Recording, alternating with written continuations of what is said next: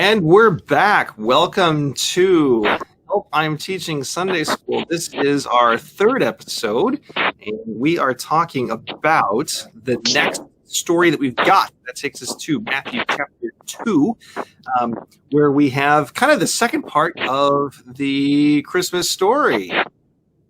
Yeah, we have Luke focused a lot on Mary and what happened right before the birth. Matthew focuses a little bit more on Joseph, if you read Matthew's whole account.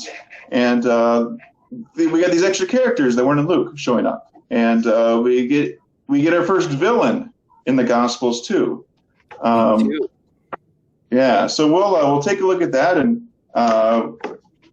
hopefully it'll be fruitful. Here's Gabe again, who wants to join.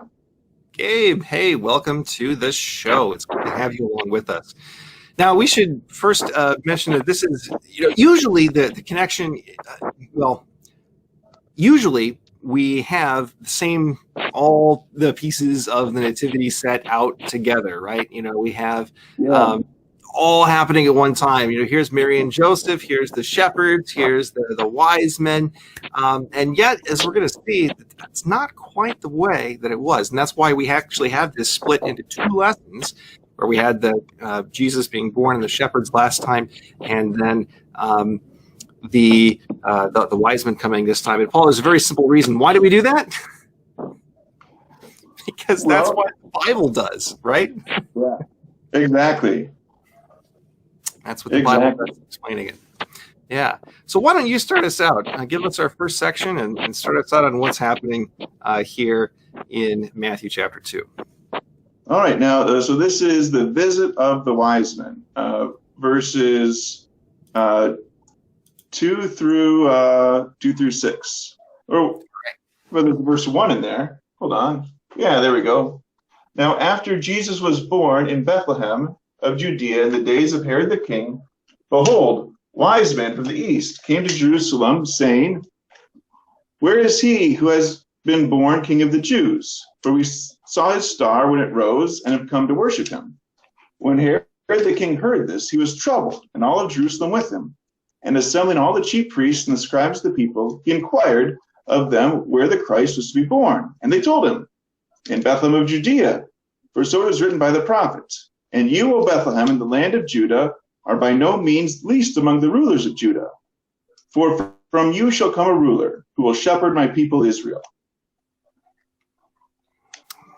Right. So, we get our first villain, you said, and here he is, King Herod. King Herod, known as Herod the Great, he ruled over the kingdom of Judea from 37 through 4 BC. Right, so BC numbers, remember, always we're counting the opposite direction because we're counting down in our years before Christ. And we know a lot about Herod and his reputation from the Jewish historian Josephus. We know how evil and cruel and, murderous this guy truly was. Members of his own family were not even safe from his rampage and his really just paranoid quest to keep power. Yeah.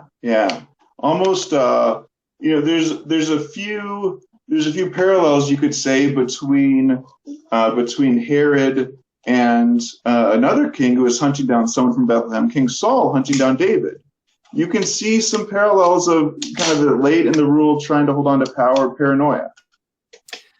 And you can see even the same thing in the book of Exodus with Pharaoh going after the babies of or the Hebrew babies and having them thrown into the river Nile. So these kind of things.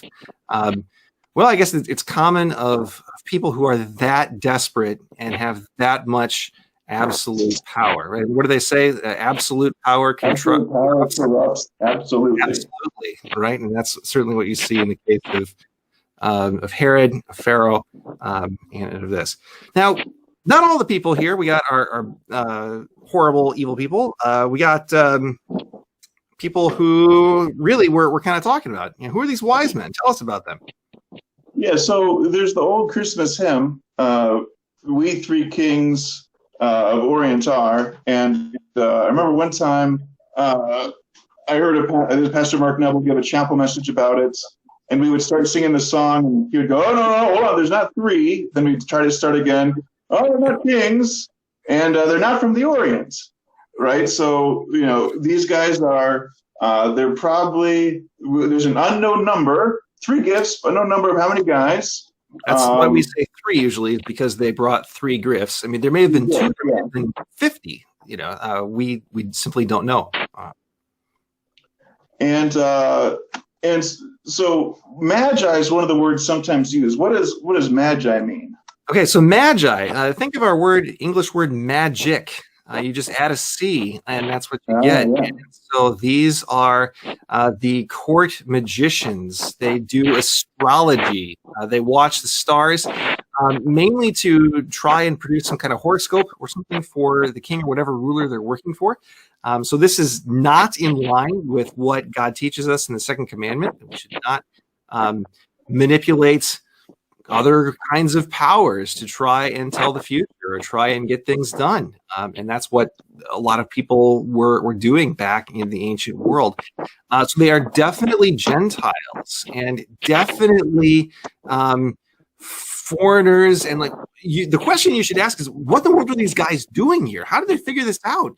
Why are these the guys who are going to try and find Jesus? Shouldn't the scribes and the chief priests be the ones who are going to find Jesus as a baby? But no, God has led these foreigners by this star to come and try and meet Christ himself. So tell us, what's the star? What's going on with the star? I remember in college I took a class in astronomy. I was not great at science, and this was definitely a class built for people who weren't great at science. But I took it this summer, and I remember the professor said something like, "Oh, and we had this program where you could look at what the sky was doing, and you could change where you were and where you were on the globe and what day it was and stuff." And he said, "Oh, and if you look at what's going on about Bethlehem Christmas night. It's crazy." And I don't remember what happened in the sky.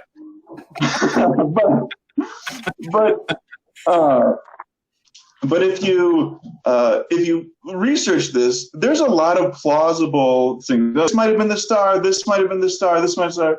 Bottom line is we don't know. But there's a lot of pretty good. Yeah, we could see why they would think this is the star. What this is, that's the message that there's a new king of the Jews. But there's nothing definitive. But there's definite candidates that could be it. Definite things in nature that could have caused them to look and see and say, we need to go check this out. We need to go to pack up and go to Judea and go to Jerusalem and see this newborn king. And so, I mean, that's why they go to Jerusalem. It's okay, if there's a king, there's a Jewish king born, it's got to be in Jerusalem, probably Herod's palace. That's where we're going to go and check it out. And so, they're coming expecting to join a celebration that's already ongoing, and they get there and ready for the party, and they're like, there's no party here. There's no new king here. Yeah. People are kind of troubled about that. This was big news. Why are these guys, why are these rich foreign guys from Babylon showing up? Well, first of all, we know that, they probably had a lot of they might have had copies of what makes up the Old Testament, because the Hebrews were exiled in Babylon. So they could have had those written things. But yeah, they show up, and probably a lot of people are like, "Oh, if there's a new king, Herod might be doing something." And so people were kind of on edge that they're showing up. Which is why it says that here, not only the king is troubled, but all Jerusalem with him in verse 3. Yeah. Now, this is where they start to actually, from there, do the right thing, the thing that you should do. And that's where they go and they look in the Bible, right? So they go and they inquire of the chief priests and the scribes, so where's the Christ supposed to be born? And here they pull the answer out of the book of Micah. You, Bethlehem, in the land of Judah, are by no means least among the rulers of Judah. From you shall come a ruler who will shepherd my people Israel. And so this is really interesting. This is something we still see today, that science can point people to kind of see that, okay, yeah, there's a God out there, something bigger than what we can think up, made all of this. But to actually know who that God is, to know that God loves you, and know that he sent Jesus for you, and that Jesus died and rose again for you. To do that, you actually need to either look in God's word or talk to somebody who knows God's word, which is actually kind of what we see here, is that their nature, a natural sign has guided the wise men to Jerusalem, and now they hear God's word, and now they get the clear direction. Okay, this is where you go. Yeah, and of course Bethlehem. When they came and conquered under Joshua, they started that conquest. It's not really finished until David, and the land of the promised land is divided between the tribes. Bethlehem is one of those that goes to the tribe of Judah, which David, of course, is from. Why don't you read the next section, Jacob? Let's go to the next section. Yes. So Matthew 2, verses 7 through 12. Then Herod summoned the wise men secretly and ascertained from them what time the star had appeared. And he sent them to Bethlehem, saying, "Go and search diligently for the child, and when you have found him, bring me word, so that I too may come and worship him." After listening to the king, they went on their way, and behold, the star they had seen when it rose went before them until it came to rest over the place where the child was. When they saw the star, they rejoiced exceedingly with great joy. And going into the house, they saw the child with Mary his mother, and fell down and worshipped him. Then, opening their treasures, they offered him gifts, gold and frankincense and myrrh. And being warned in a dream not to return to Herod, they departed to their own country by another way. Yeah, so they get they get warned in a dream, and the warned in a dream happens multiple times in Matthew's account here. That's how the angel tells Joseph, "Hey, still marry the gal," and we'll see that in the next verses too. That Joseph has more dreams also. But from the beginning of this, if you didn't know that Herod was such a bad guy, having Herod say, "Hey, when you see him, come back and tell me, so I can come worship him too." That doesn't sound like such a bad thing. But Herod's reputation, how this is going to unfold. Now you know how, really evil and sick and twisted this guy is. Yeah. Yeah, and I like how, let's see, the Nativity Story, which the movie that I think came out 2000, when I was in high school, it's like 2007 or something like that. Still worth watching. It's very good. They of all the movies about this, they do probably one of the best jobs. Not perfect, but one of the best jobs. And in most movies of this, you see the wise men kind of like, yeah, maybe we shouldn't go back. I'd be willing to wager that something about Herod probably rubbed them a little bit the wrong way. Yeah. And so in that movie, the wise men wake up the next morning and all three are like, "Nope, we're going the other way." Yeah.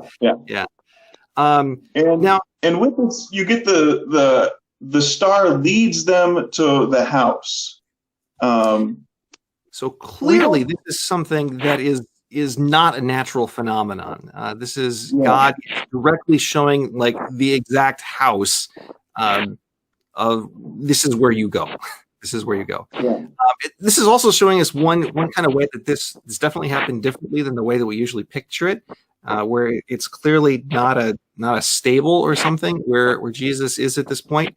They are in a house now, and Jesus isn't even called an infant here.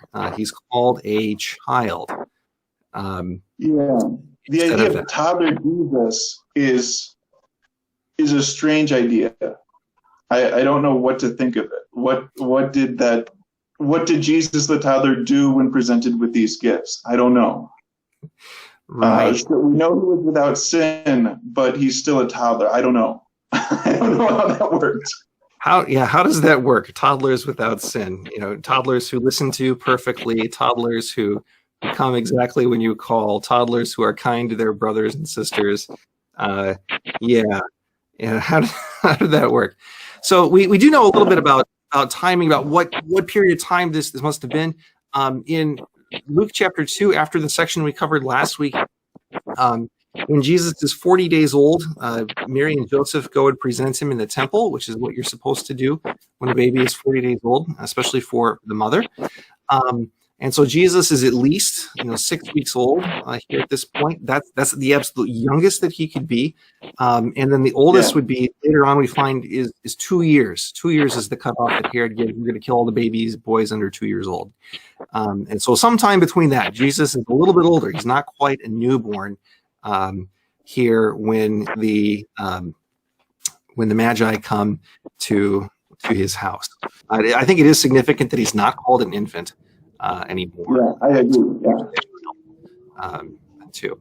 But we do know that. I mean, we can't say that for certain. That every stage of life then that we've experienced is a stage of life that Jesus also experienced. So, yeah, a perfect toddler. How does that even work? Let's talk about these gifts, shall we? The gifts that they come and they bring: gold, frankincense, and myrrh. Yeah, the first one, gold, is the easiest. Like, yeah, you would give gold to a king. Mm-hmm. You would.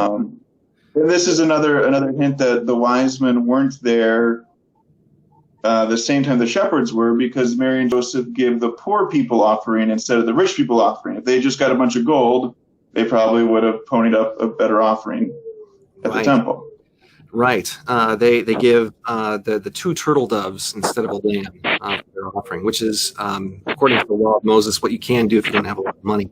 Yeah.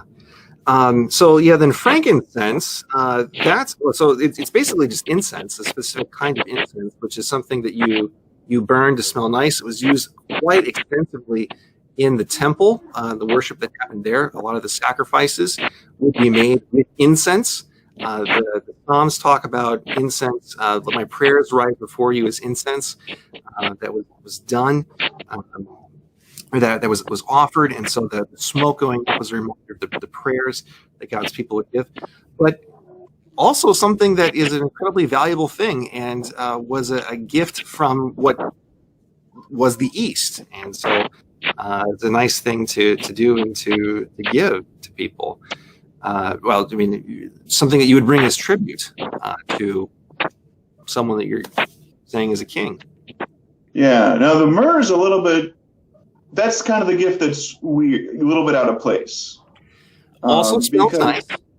Also smells nice, but it's usually used to anoint dead bodies. Often used, yes. That is one of the uses for it. Matthew doesn't mention this, but other Gospels do say that, yeah, that's one of the things that they brought when Jesus was buried and poured over his body then too. So, for us who know the whole of the gospel story, there's a connection there that, this substance is going to come later again with Jesus himself. All right, let's get on to Egypt then. Let's get on to Egypt, yeah. Verse 13. Now when they had departed, behold, an angel of the Lord appeared to Joseph in a dream and said, Rise, take the child and his mother and flee to Egypt, and remain there until I tell you, for Herod is about to search for the child to destroy him. And he rose and took the child and his mother, and by night departed to Egypt, and remained there until the death of Herod. This was to fulfill what the Lord had spoken by the prophet, Out of Egypt I called my son. And of course, Egypt, if we think, and you mentioned it earlier, the Exodus is the big story. It's their, the Passover is their Independence Day and Thanksgiving Day all rolled into one. It is a gospel event of the Old Testament. It really is. This is the thing that people keep going back to, that God keeps reminding his people of. Here I rescued you from Egypt. This is how you know I love you. Yeah. And so God calls his people from Egypt. He calls Jesus from Egypt as well. And of course, go ahead. So Jesus is going to kind of retrace the life of the people of Israel. We're going to see this next time too, when Jesus goes out into the wilderness. He spends 40 days there too, kind of like the Israel's wilderness wanderings.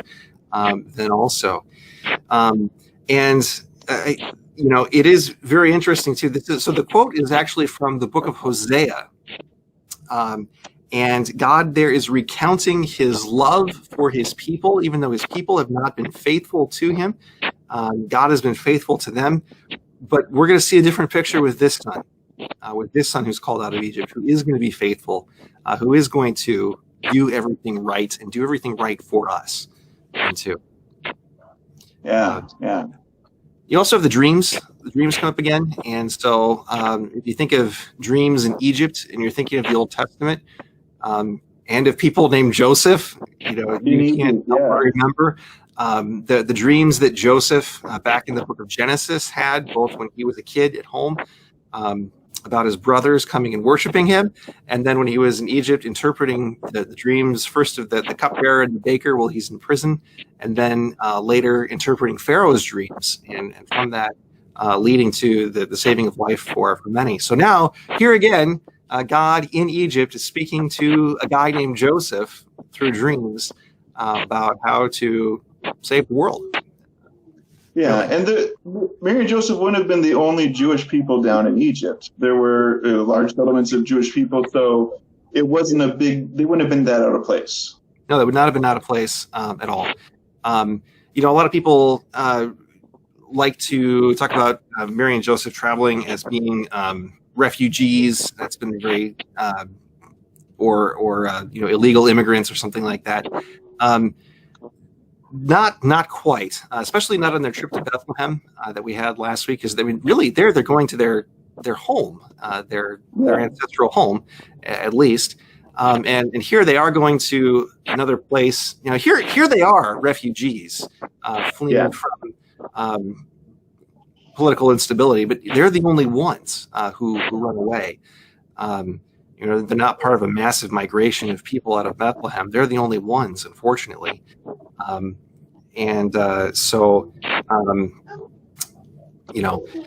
they are definitely running away here. But they are running to people who are familiar. I mean, there are Jewish people in Egypt, as we've said. Yeah. Let's go on to the next section here. Why don't you read that one? So verse 16, then Herod, when he saw that he had been tricked by the wise men, became furious, and he sent and killed all the male children in Bethlehem and in all that region who were 2 years old or under, according to the time that he had ascertained from the wise men. Then it was fulfilled what was spoken by the prophet Jeremiah. A voice is heard in Ramah, weeping and loud lamentation, Rachel weeping for her children. She refused to be comforted because they are no more. Yeah, this is just a grisly, awful account. We both have young kids. I can't imagine soldiers coming to our house and taking them, and I can't imagine what those parents went through. It was probably wasn't good orders for the soldiers to have to follow either. It was a pretty nasty affair. And you would think, who would do this? Well, Herod would. Herod had one of his favorite wives killed, her brother drowned, 3 of his sons killed. And on the day that he was going to die, he had all of these hostages ready to be executed. So that way people would mourn when he died instead of celebrating. People from all over, important people from all over where he controlled. He was ready to kill them all so that way people would be sad that he died. This is a paranoid, awful person. And sadly, this is within what he would do. So it was quite a contrast between these two kings. Absolutely, isn't it? Between Herod, who is just absolutely evil and murderous and paranoid, and he's doing everything he can to grasp onto power. And then this new king, this newborn king, Christ himself, who already has power, all the power, and yet he's not showing that. He's come in meekness and humility. He's been born in horrible conditions and laid in a manger, and now here he is, even willing to run for his life, suffering that humiliation. And we know that here, this time Jesus gets away, right? This time Jesus is okay. But eventually it's not going to be that way, right? what happens to these little kids, these little boys, is a pre-shadow of what's going to happen to Jesus himself 33 years later, right? That he is going to stand actually before Herod's own son, Herod Antipas, on the day of Good Friday. And Herod will have the chance to set him free and let him go and prove everything right. But instead, he joins in those who are mocking Jesus and hands Jesus back to Pilate, where eventually he is sentenced to die. But here you can see this wonderful step and that wonderful division, or that wonderful contrast between these two. And in that, we do get a picture of the love that Jesus has for us, even as a little kid. Jesus has this for us, and we can see what's going to happen. We got minutes left, so let's go ahead and go ahead. And those babies that die, they're called the Holy Innocents. The 12, somewhere around 12 or 20 or so, judging by population and so forth. They're known as the first martyrs because first ones to give their life for Jesus. Yeah. Absolutely. All right, let's go on to the last section, shall we? Yeah, the return to Nazareth. But when Herod died, behold, an angel of the Lord appeared in a dream to Joseph in Egypt, saying, "Rise, take the child and his mother, and go to the land of Israel. For those who sought the child's life are dead." And he rose and took the child and his mother, and went to the land of Israel. But then, when he heard that Archelaus was reigning over Judea in place of his father Herod, he was afraid to go there. Being warned in a dream, he withdrew to the district of Galilee. And he went and lived in the city called Nazareth, so that what was spoken by the prophets might be fulfilled, that he would be called a Nazarene. All right. So Herod dies in the year 4 BC. We know that date pretty firmly fixed in history. So how has it happened that Jesus is born at least 4 years before Christ? Yeah, so this guy, Dionysius Exiguus, or something like that, I'm sure I'm butchering the fellow's name, it's his fault. If you want someone to blame, it's his fault. He's the guy who was trying to fix the calendar so that Easter wasn't all over the place. It was even more all over the place than it is today. He was trying to fix that, and they didn't have the same historical records that we do now. And so years, he missed a couple. Exactly. So he's doing this in 525, 500 years after it. So we can cut him a little bit of slack. But yeah, he has it wrong. So Jesus was born in somewhere between 4 6 BC. Yeah, something like that. Exactly. Yeah. We should also use this, since we're talking about dates before Christmas, we should also mention that we don't actually know if it was in December that Jesus was born. And so that's the date that we've done historically.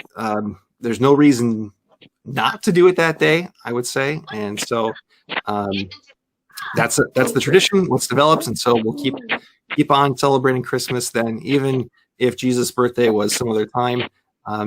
Other things from this text that we do know, or we can say, is that here Archelaus, who is another son of Herod the Great, so after Herod the Great died, he split up his kingdom into a whole bunch of different little chunks so that none of his descendants would have as big of a kingdom as he did.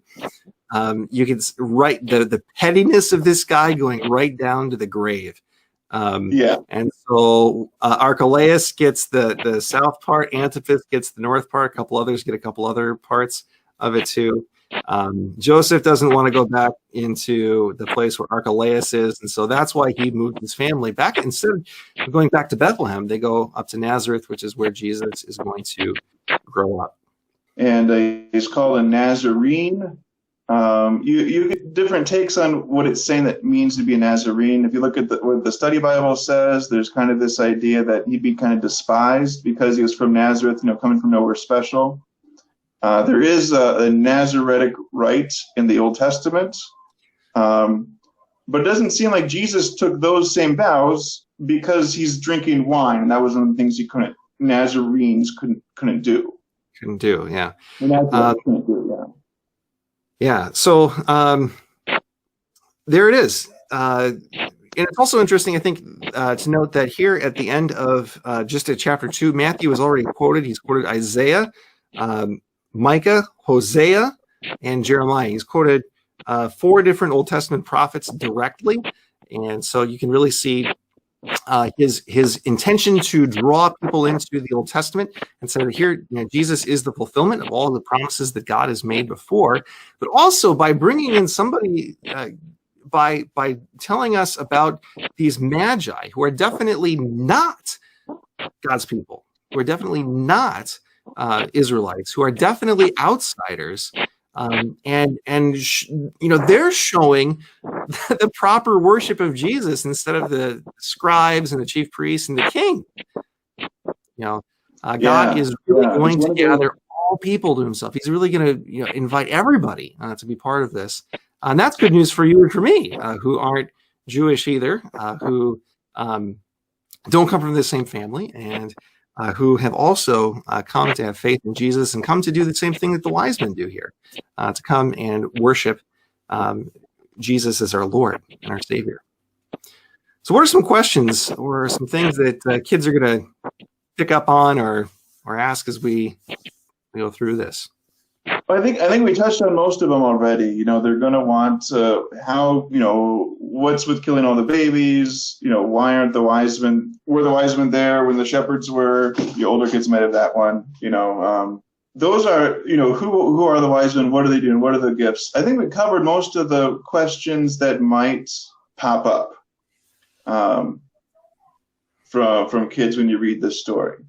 But if there's not, let us know, and we'll be sure to help you answer that if you have a question. Yeah.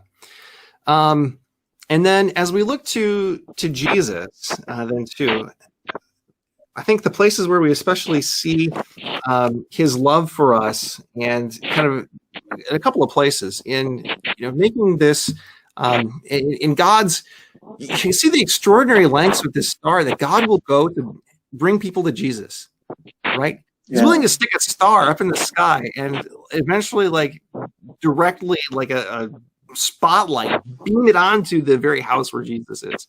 He wants people to know this. Wants people to know Jesus and to come and worship him. And then also with the holy innocents, you see this too. Of there's going to be blood. There's going to be more, a lot more.